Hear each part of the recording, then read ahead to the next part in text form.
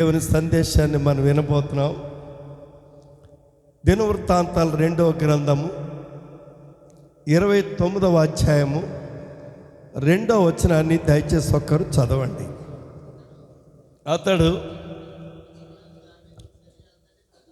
అతడు తన పితరుడైన దావీదు చర్య అంతటి ప్రకారము యెహోవా దృష్టికి యథార్థముగా ప్రవర్తించాను. చాలా నాయన,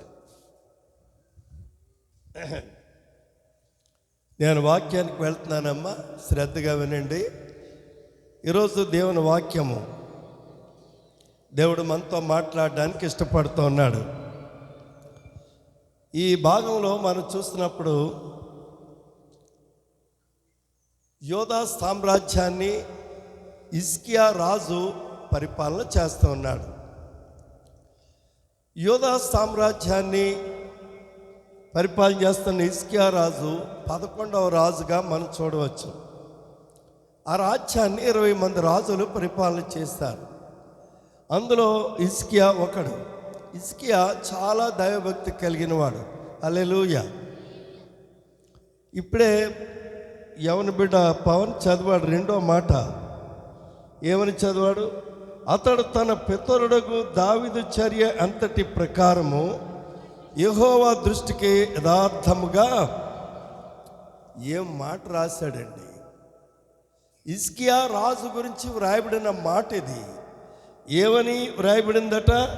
అతడు తన పితరుడకు దావీదు. ఎవరితో పోలుస్తున్నాడండి? దావీదుతో పోలుస్తున్నాడు. దావీదు చర్య అంతటి ప్రకారము అది దేవుని దృష్టికి ఎలా నడిచాడట? ఇదండి హిజ్కియా రాజుని గురించి ఇచ్చినటువంటి గొప్ప సాక్ష్యం ఇది. ప్రభునందు ప్రియులారా, రాజ్య పరిపాలన యోధా సామ్రాజ్యాన్ని 20 మంది రాజులు పరిపాలన చేస్తారు. కానీ 20 మంది రాజులు మంచోళ్ళు కాదు. అందులో కొంతమంది రాజులే మంచిగా పాలన చేస్తారు. 20 మందిలో కొంచెం ఎక్కువ మంది మంచిగా పాలన చేస్తారు. మిగిలిన కొందరు చాలా దుర్మార్గంగా పాలన చేశారు. అంతా ఎందుకు? హిజ్కియా తర్వాత తన కుమారుడైన మనష్షే రాజ్యానికి వచ్చాడు. ఈయన కుమారుడే మనష్షే. హిజ్కియా ఎంత దైవభక్తి పరుడో, ఎంత ప్రార్థనాపరుడో, తన కుమారుడైనటువంటి మనష్షే అంత దుర్మార్గుడు. ఇప్పుడు ఆయన గురించి నేను చెప్పట్లేదు, కానీ కొందరు రాజుల పరిపాలన విధానం అలాగుంటుంది. కనుక ఇక్కడ అతడు తన పితరుడకు దావీదు చర్య అంతటి ప్రకారము దేవుని దృష్టికి ఎలా నడిచాడట? దేవుడు ఏం కోరుకుంటున్నాడు ఇప్పుడు చెప్పండి మనకి. అది దేవుని బిడ్డల నుంచి దేవుడు కోరుకునేది అదే. నీ నుంచి, నా నుంచి, క్రైస్తవ లోకాన్నించి ప్రభు కోరుకున్నది ఏంటంటే యథార్థతను కోరుకుంటున్నాడు ఆయన. కారణం ఏంటి తెలుసా? మన దేవుడైన యెహోవా యథార్థవంతుడు. అవునా కదా? ఆయన యథార్థవంతుడు, న్యాయవంతుడు. కనుక తన ప్రజల నుంచి కూడా ఆయన ఏం కోరుకుంటున్నాడట? యథార్థతని కోరుకుంటున్నాడు. నీ నుంచి, నా నుంచి, మనందరి నుంచి ఆయన యథార్థతను కోరుకునే రాజుగా మనము చూస్తూ ఉన్నాం. అయితే హిజ్కియా ఏలాన్ని ఆరంభించినప్పుడు 25 ఏండ్ల వాడే 29 సంవత్సరములు యెరూషలేమును పాలన చేస్తున్నాడు. ఎన్ని సంవత్సరాలు పాలన చేస్తాడమ్మా? 29 సంవత్సరాలు యోధా రాజ్యాన్ని ఆయన పరిపాలన చేస్తున్న రాజుగా మనం చూస్తున్నాం. అతని తల్లి జకర్యా కుమార్తె, ఆమె పేరు అబియా. అదంతా మనకు అక్కర్లేదు. కానీ ఈ యొక్క హిజ్కియా రాజు చేసినటువంటి కార్యం ఏంటో ఈరోజు మనం చూడబోతున్నాం. ఓకే, 3వ వచనం చూద్దాం. అతడు తన ఏలుబడి యందు మొదటి సంవత్సరము మొదటి నెలను యెహోవా మందిరపు తలుపులను తెరచి. ఆగమ్మ, అక్కడ ఆగండి. ఈ మాటలు బాగా అర్థం చేసుకుంటే మనకేమర్థం అవుతుంది. నేను ఈవేళ మీకు ఇందాక ఒక మాట చెప్పాలని మర్చిపోయాను. ఈరోజు ఆరాధనకి చాలామంది వచ్చారు. నేను సంతోషిస్తూ ఉన్నాను. నేను అదే కోరుకుంటున్నాను. నూతన సంవత్సరంలో మీరందరూ కూడా ఆరాధనకి సక్రమంగా రండి. పాటలు పాడే టైంకి రాలేకపోయినా ఆరాధన టైంకి అందరూ వస్తే మీరు ఖచ్చితంగా ఆశీర్వదించబడతారు. ఎందుకంటే మనం ప్రభువుని ఆత్మతోనూ సత్యంతోనూ ఆరాధించాలని వాక్యం చెప్తుంది కనుక మన దేవుడు ఆరాధనకు యోగ్యుడు కనుక మనం ఆయన ఆరాధన చేస్తున్నాడు, మన ద్వారా ఆయన గణపరచబడతాడు, మనకు ఆశీర్వాదాలు ఇస్తాడు. కనుక దయచేసి నూతన సంవత్సరానికి మంచి తీర్మానం చేసుకోండి. ప్రభువా, కనీసం నేను ఆరాధనకు మందిరానికి వెళ్ళిపోవాలి ప్రభువా అనేటువంటి ఆసక్తితో నూతన సంవత్సరాలు తీర్మానం చేసుకుని ఇక మీదట మీరు అలా రావాలని మిమ్మల్ని కోరుతూ మిమ్మల్ని అభినందిస్తూ ఉన్నాను. ప్రియులారా, 3వ వచనంలో చూస్తే, అతడు తన ఏలుబడి యందు మొదటి సంవత్సరము మొదటి నెల యెహోవా మందిరపు తలుపులు తెరచి, ఆగండి, మందిరపు తలుపులు తెరచి అంటే అంతవరకు ఎలా ఉన్నాయి? అంతవరకు ఎలా ఉన్నాయంటే మందిరపు తలుపులు మూసివేయబడి ఉన్నాయి. ఎంత విచారమో తెలుసండి, ఎంత బాధకరమైన విషయం అంటే, యెరూషలేములో దేవుని ప్రజలు దేవుని ఆరాధించవలసిన వారు ప్రతి విశ్రాంతి దినాన్ని దేవుణ్ణి స్తుతించవలసినటువంటి ప్రజలుగా వారు ఉన్నారు. కానీ అలాగ చేయడానికి అక్కడ అవకాశాలు లేవు. ఎందుకో తెలుసా? మందిరపు తలుపులు మూయబడ్డాయి. ఎందుకు మూయబడ్డాయి? దీనికి గల కారణం ఏంటి అని ఒక్కసారి మనం పరిశీలన చేస్తే దాని బ్యాక్గ్రౌండ్ మీకు ముందుగా కొంచెం చెప్పాలి. ఇదే హిజ్కియా తండ్రి హిజ్కియా రాజ్యానికి పరిపాలన చేయడానికి ముందు తన తండ్రి అయినటువంటి ఆహాజు అనే రాజు రాజ్య పరిపాలన చేశాడు. యోధా సామ్రాజ్యాన్ని హిజ్కియాకు ముందు తన తండ్రి అయినటువంటి ఆహాజు రాజ్య పరిపాలన చేశాడు. ఈ ఆహాజు ఎంత దుర్మార్గుడో ఇప్పుడు వాక్యం ద్వారా మీకు మాట్లాడతాను. 28వ అధ్యాయము 24వ వచనాన్ని చూద్దాం. చూడండి ప్రియులారా, చాలా జాగ్రత్తగా వినాలి. చాలా శ్రేష్టమైన సందేశాన్ని ఈరోజు మనం వినబోతున్నాం. ఈరోజు మన యొక్క సందేశం యొక్క మూలం ఏంటంటే, అంశం ఏంటంటే, హిజ్కియా దేవుని మందిరాన్ని శుద్ధీకరించటం. హిజ్కియా దేవుని మందిరాన్ని ఇది మన అంశం. మన అంశాన్ని మేము ముందు పెడుతూ ఉన్నాను. దేవుని మందిరాన్ని శుద్ధీకరించిన మహారాజు ఎవరంటే హిజ్కియా. అంటే ఆయన మందిరాన్ని శుద్ధీకరించాడంటే అర్థం ఏంటి? ఆ మందిరం అప్పటికి అపవిత్రంగా ఉంది అని అర్థమే కదండి. అంతే కదండి. మందిరాన్ని శుద్ధీకరించాడంటే అప్పటికి మందిరం పరిస్థితి ఏమీ బాగోలేదు. ఇంకోటి, అతడు మందిరం తలుపులు ఏం చేశాడు అంటే అంతవరకు ఏం చేయబడ్డాయి? మూయబడ్డాయి. మందిరం అపవిత్రంగా ఉంది. ఎవరి కాలంలో ఎందుకు అలా జరిగింది? ఇప్పుడు అదే చూడబోతున్నాం. 24 వచనం చదువు నాయన. ఆహాజు, ఇప్పుడే చెప్పాను, ఆహాజు అంటే ఎవరు? హిజ్కియా యొక్క తండ్రి, సొంత తండ్రి. ఆయన ఎలాంటి పరిపాలన చేశాడో తండ్రికి కుమారుడికి ఎంత వ్యత్యాసం ఉందో చూద్దాం. ఆహాజు దేవుని మందిరపు ఉపకరణములను సమకూర్చి వాటిని ముక్కలుగా నరికించి యెహోవా మందిరపు తలుపులను మూసివేసి. చూసారండి, ఆహాజు కాలంలో ఆరాధన లేదు, ప్రార్థనలు లేవు, విశ్వాసులు ప్రార్థన చేసుకోవటానికి మందిరాలు మూయబడ్డాయి. అంతేకాదు మందిరము అపవిత్రమైపోయింది. ప్రభునందు దేవుని బిడ్డలారా, ఇది ఎంత విచారకరమైన పరిస్థితిలో ఆలోచన చేయండి. మందిరము ఆ రోజు ఆరాధన చేసుకోవాలంటే విశ్వాసులైన మీలాంటి వారు వెళ్ళి మందిరంలో తలుపులు తెరిచి ప్రార్థన చేసుకోవడానికి మందిరం పరిస్థితి ఏమాత్రం కూడా బాగోలేదు. చదువునా. తెగ్గొట్టించి యెహోవా మందిరపు తలుపులు మూసివేయించాడట. ఎవరు? యెహోవా మందిరపు తలుపులు ఎంత దుర్మార్గం చూడండి. దేవుని మందిరపు తలుపులు ఏం చేశాడట? దేవుని మందిరంతో ఆటలాడుకోవద్దు సుమా, చాలా జాగ్రత్తగా ఉండాలి. దేవుని మందిరముతో ఆటలాడుకోవటం అంటే నువ్వు దేవునితో ఏం చేస్తున్నావుట? ఆటలాడుకోవటమే. తమాషాగా ఉన్నదేమో కనుక చాలా జాగ్రత్తగా ఉండాలి. యెహోవా మందిరపు తలుపులు మూయించి వేసేసాడు. తర్వాత యెరూషలేమునందు అంతటను ఏం చేశాడటమ్మా? అబ్బా, ఎంత భయంకరమైన పరిస్థితి! యెరూషలేములో అతడు చేసినటువంటి నీచమైనటువంటి పని ఏంటమ్మా? బలిపీఠములు కట్టించాడు. ఎవరికో తెలుసా? దేవతలకి, దెయ్యాలకి బలిపీఠములు కట్టించి వాటి మీద పశువుల్ని పక్షుల్ని వధించి బలులు అర్పించి దేవుణ్ణి కించపరిచినటువంటి దుర్మార్గుడు ఎవరన్నా ఉన్నాడంటే అతడు. Very good. వాక్యాన్ని శ్రద్ధగా ఉంటున్నారు, జాగ్రత్తగా వినాలి మనం. కనుక దేవుని మందిరములో ఆరాధన చేయవలసినటువంటి స్థలాన్ని అతడు మూయించివేశాడు. ఆ మందిరములో యెరూషలేములో కూడా, యెరూషలేములో అన్ని చోట్ల, పట్టణాల్లో పల్లెల్లో అన్ని చోట్ల అతడు దేవతలకి దెయ్యాలకి బలులు కట్టించి వాటి మీద బలులు అర్పించేవాడు.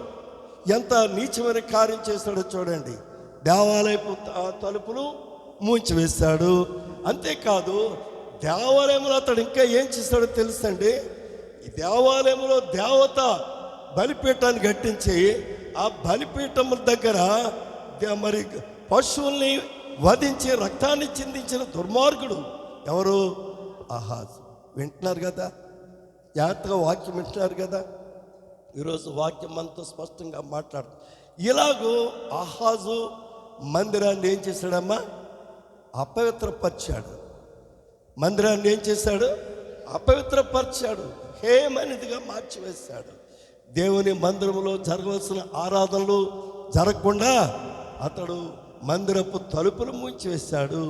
మందిరం లోపల మరి బలిపీఠాలు కట్టించి దేవతల బొమ్మలు ప్రతిష్ఠించాడు.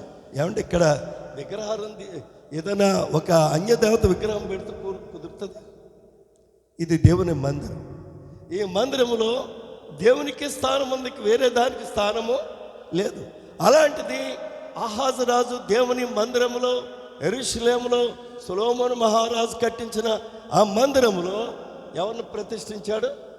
దేవతలను, అన్య దేవతలను ప్రతిష్ఠించాడండి దుర్మార్గుడు. అన్య దేవతలను ప్రతిష్ఠించి వాటికి బలులు అర్పించి వాటిని సంతోషపెట్టినటువంటి వాడు ఎవడన్నా ఉన్నాడంటే వాడు. అందుకని ఆహాజు రాజు ఎక్కువ కాలం బతకలేదు. 39 సంవత్సరాలు కూడా బతకకుండానే అతన్ని దేవుడు తీసేసుకున్నాడు. దేవునికి విరుద్ధమైనటువంటి కార్యాలు చేస్తే దేవుడు చూస్తూ ఉంటాడు, సమయం ఇస్తూ ఉంటాడు. ఆ సమయాన్ని సద్వినియోగపరుచుకుని తప్పుదాలు దిద్దుకుని సరి చేసుకుంటే సరి, లేనట్లయితే దేవుని ఉగ్రత ఏమవుతుంది?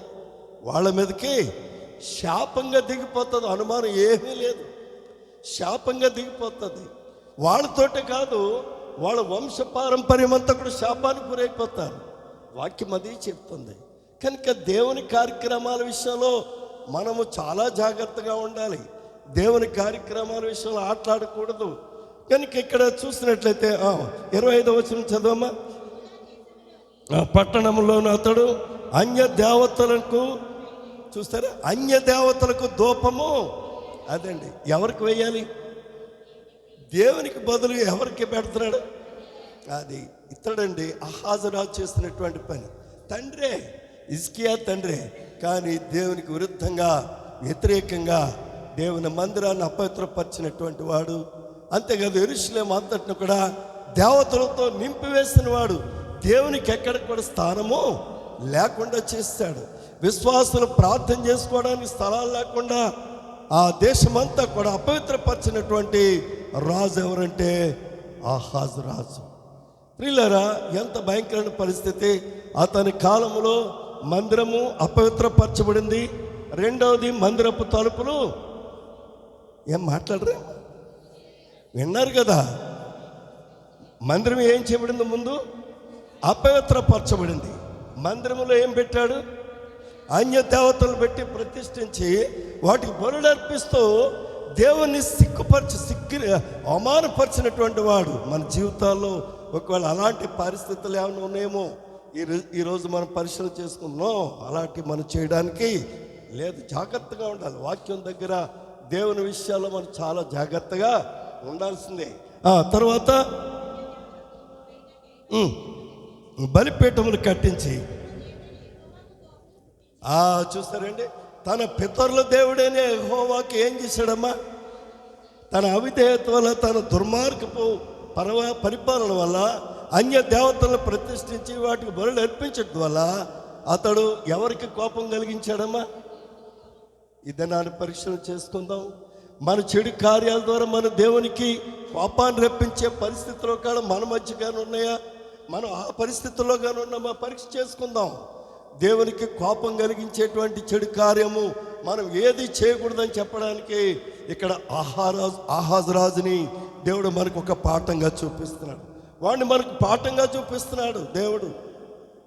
ఆహాజు రాజు ఏ రీతిగా దేవునికి కోపం కలిగించాడో, తన దుర్మార్గ జీవితం వల్ల, తన అక్రమ జీవితం వల్ల దేవుని ఏ రీతిగా కోపం కలిగించాడో, అలాగే ఒకవేళ మనం కూడా అలాంటి పరిస్థితుల్లో ఉన్నామేమో పరీక్ష చేసుకోవాలి. అందుకని మనం చాలా జాగ్రత్తగా ఉండాలి.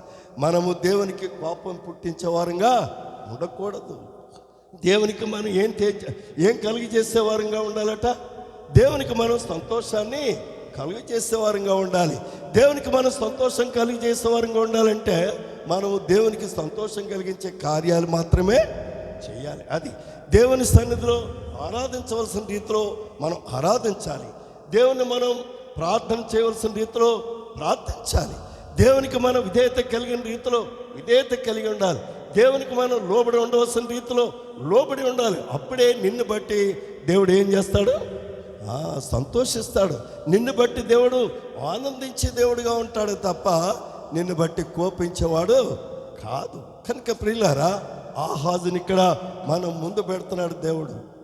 ఓ ప్రక్కన ఆహాజుని పెట్టి అతని దుర్మార్గ జీవితాన్ని మనం ముందు చూపించాడు. రెండో ప్రక్క తన కుమారుడైన హిజ్కియాను పెట్టి, హిజ్కియా తండ్రి మూయించినటువంటి తలుపులు ఏం చేస్తున్నాడమ్మా? పాయింట్లోకి వచ్చా. ఇప్పుడు అర్థమవుతుంది కదా. ఆయన ఏం చేశాడంటే సొంత కొడుకే తన తండ్రి మూయించిన దేవుని యొక్క మందిరపు తలుపుల్ని తిరిగి తెరిపించినట్టుగా మనం చూస్తున్నాం. ఇందాక ఆ మాట చదివాం కదమ్మా, 3వ వచనంలో కావాలి చదివా.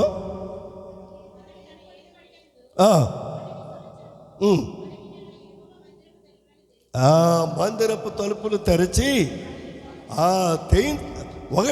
మొదట మూయబడిన తలుపులు తెరిపించాడు. రెండవది ఆయన ఏం చేశాడంటే మందిరాన్ని తెరవగానే లోపల ఏమున్నాయి? దేవత విగ్రహాలున్నాయి. బలిపీఠాలు కట్టించాడు తన తండ్రి. అపవిత్రమైన చెడు కార్యాలన్నీ ఇక్కడ చేయించాడు. వాటిని ఏం చేయించాడమ్మా? తీయించేస్తాడు. తీయించేసి మందిరాన్ని బాగు చేసినాడుగా చూస్తున్నాం. మన అంశం ఏమని చెప్పుకునే వేళ హిజ్కియా దేవుని మందిరమును, మన అంశం అదే, మందిరమును శుద్ధీకరించాడు. నూతన సంవత్సరంలో ప్రవేశించిన మనము 2026లో ప్రవేశించినటువంటి దేవుని పిల్లలమైన సియోను సంఘమైన మనం కూడా ఏం చేయాలట?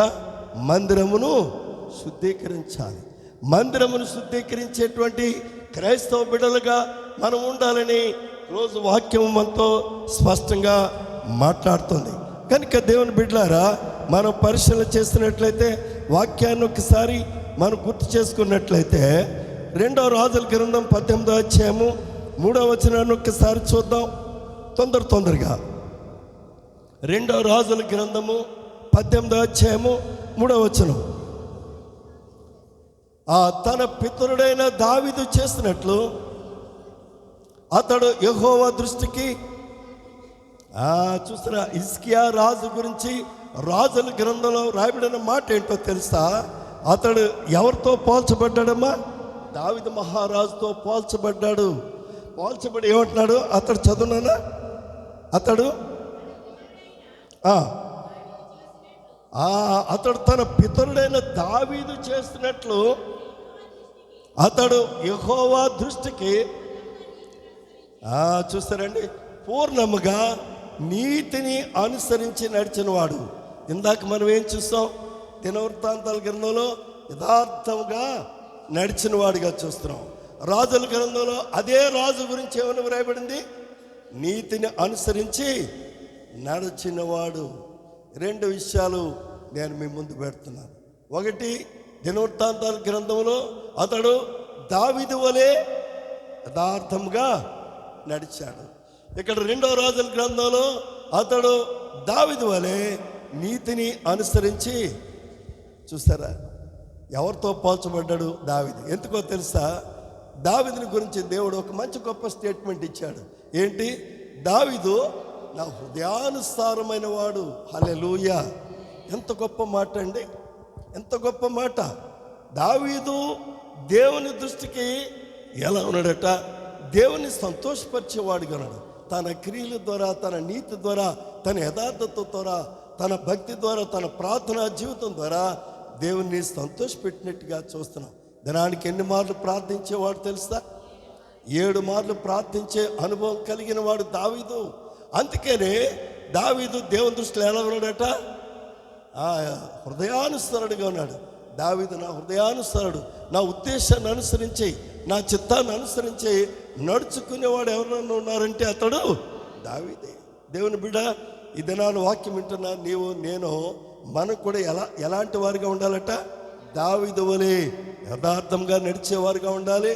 దావీదు వలె వెరీ గుడ్ నీతిని అనుసరించి, నీతిని తప్పకూడదు, యథార్థతను మనం తప్పకూడదు, యథార్థంగానే మనం నడవాలి, నీతినే మనం అనుసరించి జీవించే వారంగా ఉండాలని ఈరోజు వాక్యం ఎంతో స్పష్టంగా మాట్లాడుతోంది. కనుక దేవుడు కోరుకునేది అదే. ఎందుకంటే ఆయన యథార్థవంతుడు కనుక ఆయన పిల్లలు కూడా ఎలా ఉండాలా? ఆయన నీతిమంతుడు కనుక ఆయన పిల్లలు కూడా ఎలా ఉండాలి? అంతే. మన యథార్థతను, నీతిని కలిగి నడుచుకునే వారంగా ఉంటే అప్పుడు దేవుడు మన జీవితంలో అద్భుతాలు చేస్తూ ఉంటాడని వాక్యం ఈరోజు మనతో స్పష్టంగా మాట్లాడుతూ ఉంది. దయచేసి ఇదే గ్రంథము, ఇదే అధ్యాయం 29వ అధ్యాయము 15వ వచనం నుంచి 2-3 మాటలు చూద్దాం.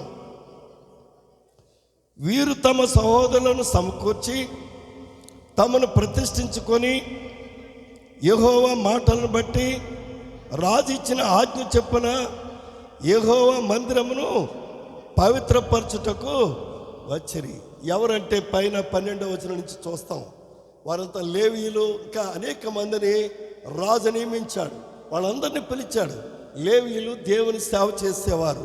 లేవీయులు ఎవరమ్మా? దేవుని సేవ చేయడానికి నియమించబడిన వారు, ఏర్పాటు చేయబడిన వారు.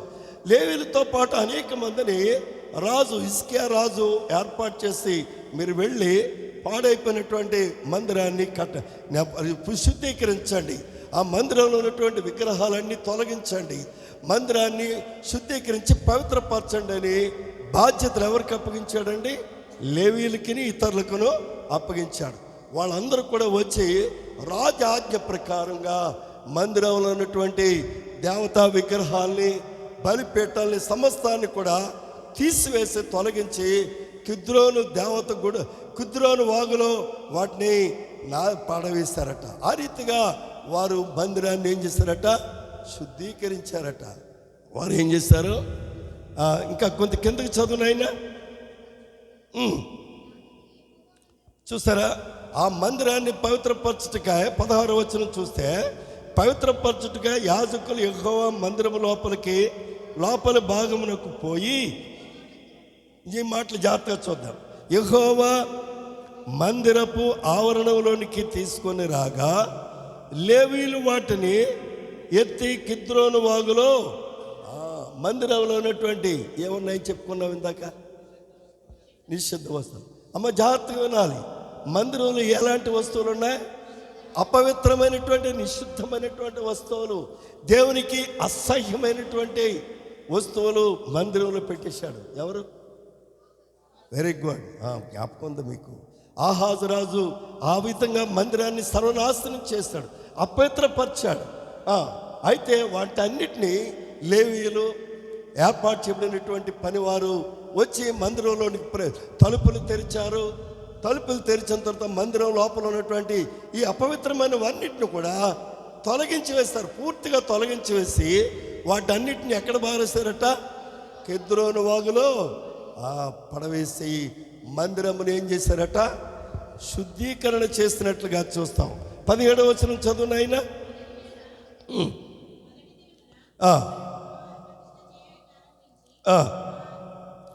మొదటి నెల మొదటి దినమున వారు ప్రతిష్ఠ చేయని ఆరంభించి ఆ నెల 8వ దినమున యెహోవా మంటపమునకు వచ్చిరి. ఈ ప్రకారం వారు 8 దినములు యెహోవా మందిరమును ప్రతిష్ఠించుచు మొదటి నెల 16వ దినమున సమాప్తి చేస్తారు. ఈ రీతిగా ఎన్ని దినాలు ఆ మందిరమును శుద్ధీకరించారట? ఇక్కడ రాయబడింది కదా, విన్నారు కదా. ఎన్ని దినాలు? 8 దినాలు మందిరాన్ని శుద్ధి చేయటానికి అనేక మంది పనివారు కష్టపడ్డారటండి. చూసారా? అపవిత్రమైనటువంటి మందిరాన్ని శుద్ధీకరించటానికి, బాగు చేయటానికి